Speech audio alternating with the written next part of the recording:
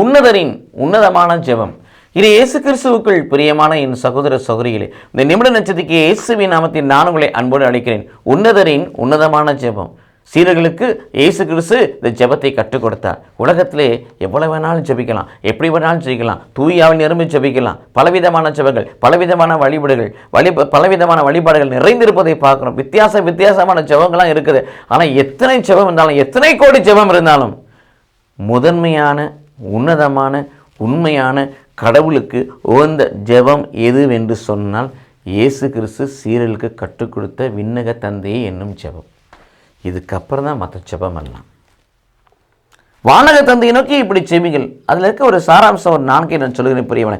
இந்த ஜெபம் ஆண்டுடைய திருவுளம் பூமியில் செய்யப்படும்படியாக சொல்கிறது. ஆண்டவரே, உங்களுடைய சித்தம் பரலோகத்தில் செய்யப்படுவது போல இந்த பூமியில் செய்யப்படணும்னு சொல்லி வேண்டுங்க.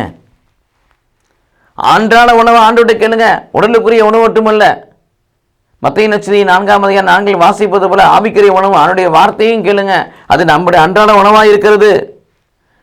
உங்களை கடவுள் மன்னிச்சது போல நீங்கள் பிறரையும் மன்னிங்கன்னு சொல்றாரு. மன்னிப்பா உங்கள் அன்பை, கடவுள் மீது உள்ள அன்பை, மனிதன் மீது அன்பை வெளிப்படுத்த மன்னிக்கக்கூடிய மனிதனாக இருங்க.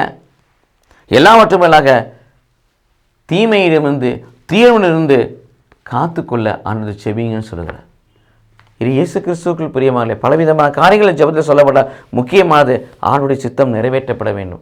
அன்றாட உணவாகி ஆணுடைய வார்த்தையை பெற்றுக்கொள்ள வேண்டும். பிறரை நாம் மன்னிக்க வேண்டும். தீயோடு நாம் காப்பாற்றப்பட வேண்டும்.